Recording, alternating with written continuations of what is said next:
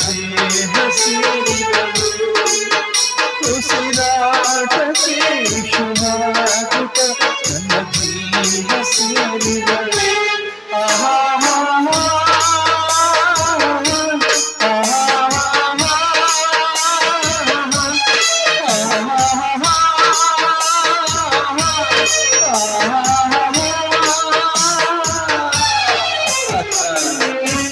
ಹುಚ್ಚ ನಾನೊಬ್ಬ ಹುಚ್ಚ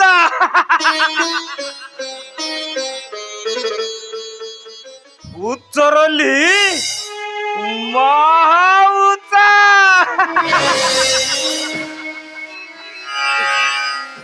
ನಾನು ನಾನು ನಿನ್ನ ಹುಚ್ಚ ಬಂದಿದ್ದೇನೆ ಬಾರಮ್ಮ ತಂಗಿ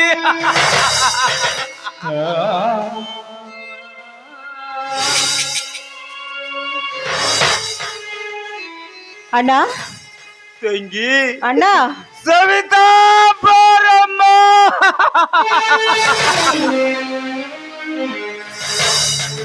ಅಣ್ಣ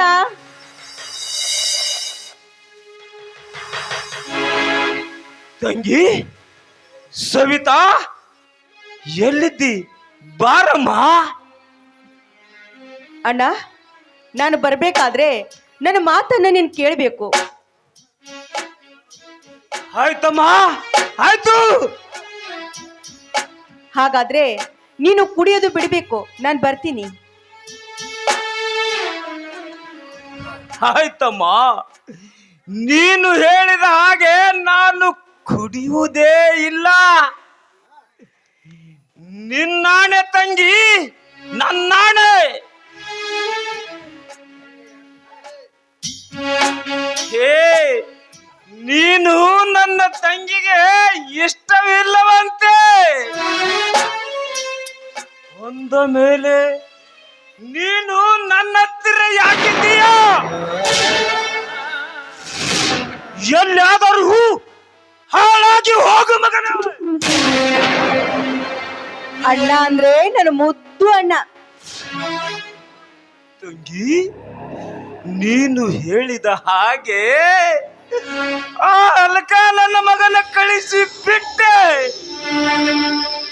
ಈಗಲಾದರೂ ಬರ್ತೀಯಾ? ಇಲ್ಲಣ್ಣ, ಹಾಗೆಲ್ಲ ಬರೋಕ್ಕಾಗೋದಿಲ್ಲ. ನಾನು ಸತ್ತು ಹೋಗಿದ್ದೀನಿ, ಬರೋಕ್ಕಾಗೋದಿಲ್ಲ ಅಣ್ಣ.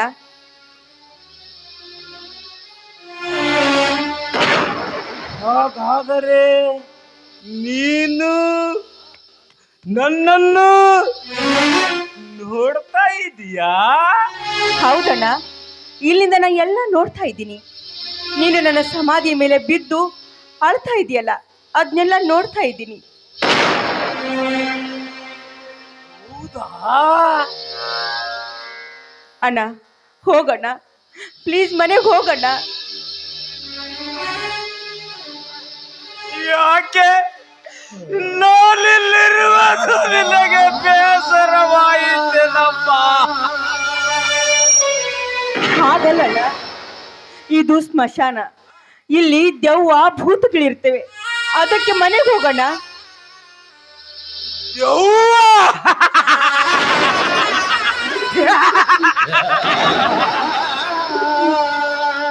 ಭೂತ!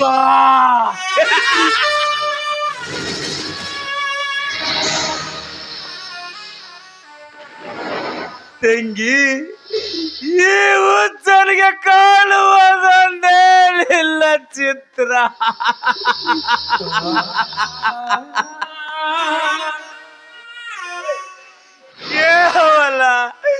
ಕೇವಲ ಒಂದೇ ಒಂದು ಸಲ ಬಂದು ಬಿಡಮ್ಮ, ಹೊರಟು ಹೋಗುತ್ತೆ. ಆಯ್ತಣ್ಣ, ನಿನ್ನ ಗೋಳಾಟ ನನಗೆ ನೋಡ್ಲಾಗ್ತಾ ಇಲ್ಲ. ಬರ್ತೀನಣ್ಣ, ಬರ್ತೀನಿ. ನಾನು ನಿನ್ನ ಒಬ್ಬಳಿಗೆ ಕಾಣಿಸ್ತೀನಿ, ಮತ್ತೆ ಯಾರಿಗೆ ಕಾಣಿಸೋದಿಲ್ಲ. ಬರ್ತೀನಣ್ಣ, ಬರ್ತೀನಿ. ಆಯ್ತಮ್ಮ, ಆಯ್ತು.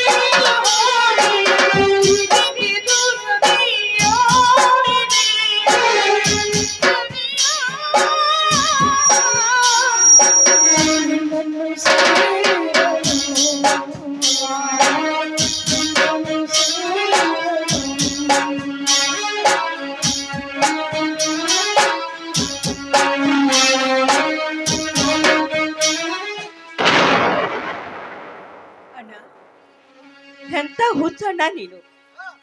ಯಾಕಣ್ಣ ಇಲ್ಲಿಗೆ ಬಂದಿದೀಯಾ? ಈ ರೀತಿ ಹುಚ್ಚರಾಗಿ ಏಕೆ ಮಾತಾಡ್ತಿದೀಯಾ?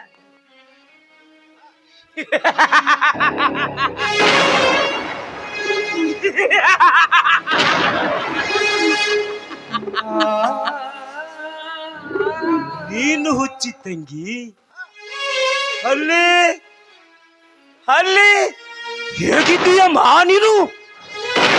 ಅಣ್ಣ, ನಾನು ಚೆನ್ನಾಗಿದ್ದೀನಿ. ನನಗೆ ಅಲ್ಲಿ ಇಬ್ಬರು ಅಣ್ಣಂದಿರಿದ್ದಾರೆ. ಹೌದಾ? ಹಾಗಾದರೆ ಅವರ ಹೆಸರು?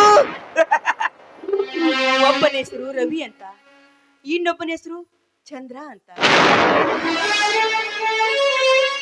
ತಂಗಿ, ಅವರು ಅವರು ನಿನ್ನನ್ನು ಚೆನ್ನಾಗಿ ನೋಡಿಕೊಳ್ಳುತ್ತಿದ್ದಾರೆ ತಾನೇ?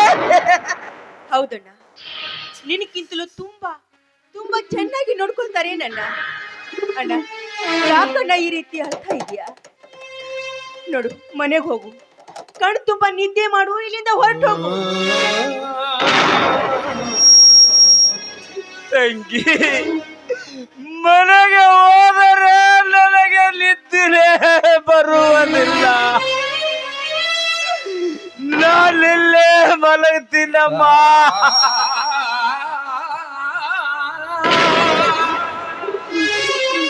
ಅಣ್ಣ, ನಿನ್ನ ಹಠಾನೆ ನೀನು ಸಾಕ್ತಿಯಲ್ಲ. ಹೋಗಣ್ಣ, ಮನೆಗೆ ಹೋಗು. ಇದು ಸಮಾಧಿ, ಇಲ್ಲಿರೋದು ಒಳ್ಳೇದಲ್ಲ. ನನ್ನ ಮಾತು ಕೇಳು, ಮನೆಗೆ ಹೋಗು. ನನಗೂ ನಿದ್ದೆ ಬರ್ತಾ ಇದೆ.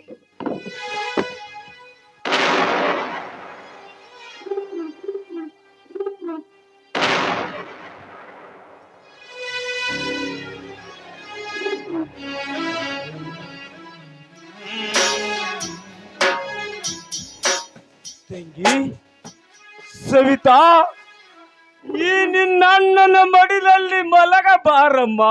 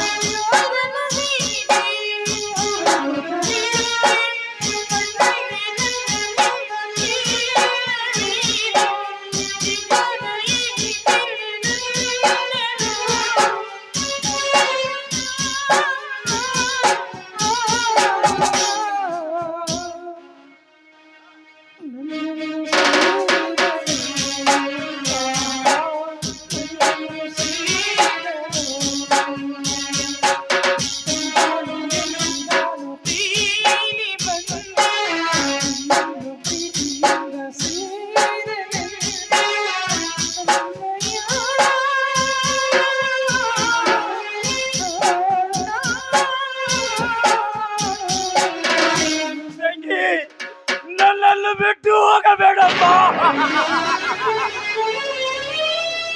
ಬಾ ತಂಗಿ, ತಂಗಿ ಸವಿತಾ, ನನ್ನನ್ನು ಬಿಟ್ಟು ಹೋಗಬೇಡಮ್ಮ.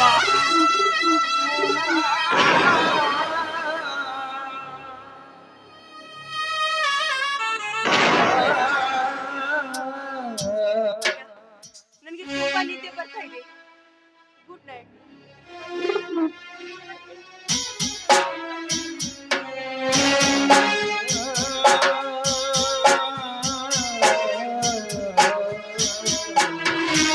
ಗುಡ್ ನೈಟ್ ತಂಗಿ, ಗುಡ್ ನೈಟ್.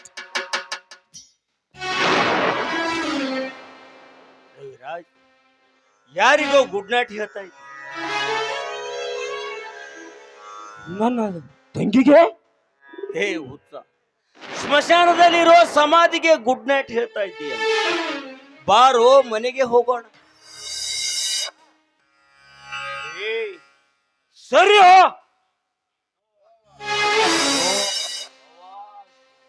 Get out!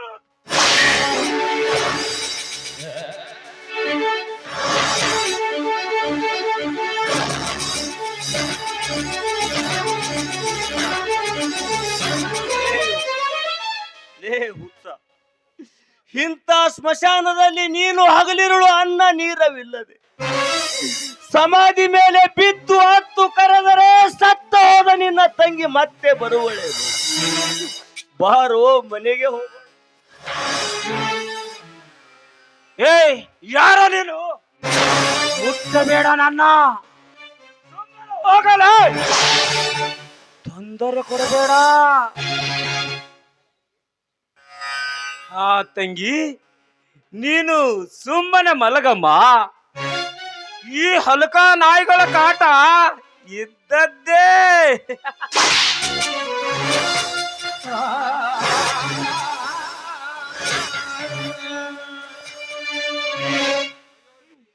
ಅಯ್ಯೋ ವಿಧಿ, ಪ್ರಾಣ ಸ್ನೇಹಿತನನ್ನೇ ಗುರುತು ಹಿಡಿಯಲಾರದ ಹಾಗೆ ಮಾಡಿರಿವೆಯ.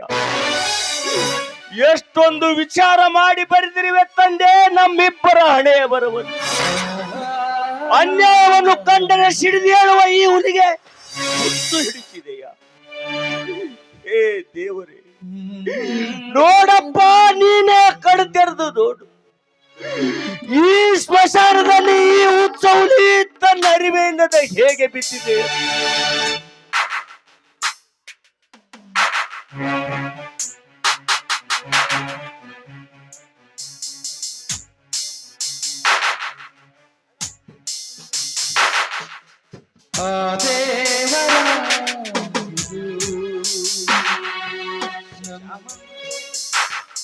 ನನ್ನ ಅಣ್ಣನ ಈ ಸ್ಥಿತಿ ನನ್ನಿಂದ ನೋಡಲಾಗುತ್ತಿಲ್ಲ ಶಶಾಂಕ್, ನೋಡಲಾಗುತ್ತಿಲ್ಲ. ಹೌದು ರಣಜಿ, ಹೇಗಿದ್ದವನು ಹೇಗಾಗಿ ಬಿಟ್ಟಿದ್ದಾನೇನು. ಅವನು ನಡೆಯುತ್ತಿದ್ದರೆ ಹುಲಿ ಹಾಗೆ ಗರ್ಜಿಸುತ್ತಿದ್ದ. ಈಗ ಹುಲಿ ಹಂತವನು ತನ್ನೆಲ್ಲ ಶಕ್ತಿಯನ್ನು ಕಳೆದುಕೊಂಡು ಇಲಿಯಾಗಿ ಬಿಟ್ಟಿದ್ದಾನೆ. ಶಶಾಂಕ್, ಈ ಸ್ಮಶಾನ ನೋಡಿದರೆ ನನಗೆ ತುಂಬಾ ಭಯವಾಗುತ್ತಿದೆ. ಅಂತಂದ್ರಲ್ಲಿ ನನ್ನ ಅಣ್ಣ ನಿದ್ರೆ ಮಾಡುತ್ತಿದ್ದಾನೆ.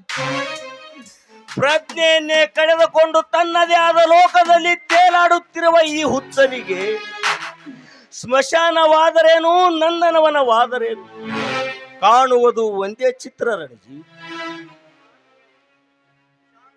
ಶಶಾಂಕ್,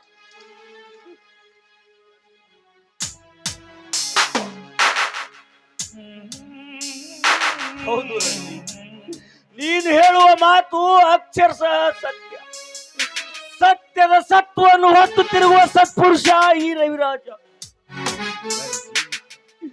ಅನ್ಯಾಯವನ್ನು ತುಳಿದು ನ್ಯಾಯವನ್ನು ತುಳಿದು ಅನ್ಯಾಯದ ಮೇಲೆ ಕುಳಿತು ಬೆರೆತಿರುವ ಆ ಗೌಡನ ಅಟ್ಟಹಾಸವನ್ನು ವ್ಯಕ್ತಿ ನಿಲ್ಲುವ ಗಂಡದೆ ಎಂದರೆ ಈ ರವಿರಾಜನೇ. ಈ ರವಿರಾಜನೇ ಆ ಗೌಡನ ಸರಿಯಾದ ವೈದ್ಯ.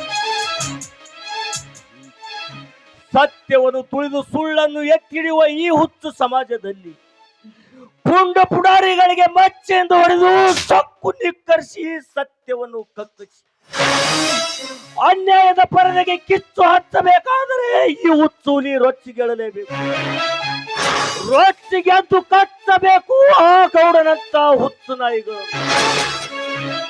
ಅಂದಾಗಲೇ ಈ ನಮ್ಮ ಸಮಾಜ ಶಾಂತಿಯ ಸೋದರತೆ ನೆಲೆಬೀಡಾಗುವುದು. ಶಶಾಂಕ್, ನನ್ನ ಅಣ್ಣ ಹಾಗೂ ನನ್ನ ತಂಗಿ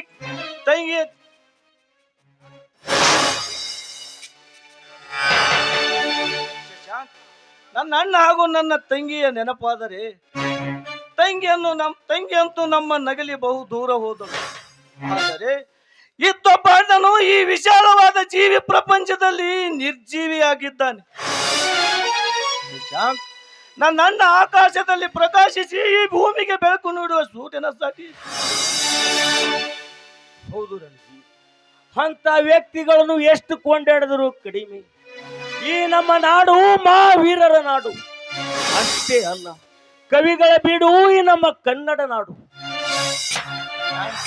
ನನ್ನ ಹಾಗೆ ನನ್ನ ಅಣ್ಣ ತಮ್ಮಂದಿರಾಗಿ ಈ ನಮ್ಮ ಭಾರತಾಂಬೆಯ ವೀರ ಯೋಧರು ಕಾರ್ಗಿಲ್ ಕ್ರಾಂತಿಯಲ್ಲಿ ಮಡಿದು ಹೋಗಿದ್ದಾರೆ.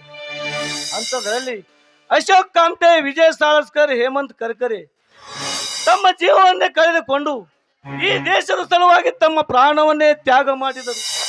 ಅಂತ ತ್ಯಾಗಜೀವಿ ಮಹಾನ್ ವ್ಯಕ್ತಿಗಳ ಹೆಸರು ನಮ್ಮ ಭಾರತೀಯರ ಎದೆಯಲ್ಲಿ ಹತ್ತಳಿಯದೆ ಉಳಿಯಲಿ ಅಜರಾಮರವಾಗಿ. ನಾಳೆ ಬೆಳಗ್ಗೆ ಆದಷ್ಟು ಬೇಗ ಈ ನಿನ್ನ ಅಣ್ಣನನ್ನು ಕರೆದುಕೊಂಡು ಬೆಂಗಳೂರಿಗೆ ಹೋಗು. ಮೆಂಟಲಿ ಸ್ಪೆಷಲಿಸ್ಟ್ ಡಾಕ್ಟರ್ಗೆ ತೋರಿಸು. ನಾನಿನ್ನು ಬರುತ್ತೇನೆ. ಆಯ್ತು, ನೀನು ಮನೆಯ ಕಡೆ ನೋಡು.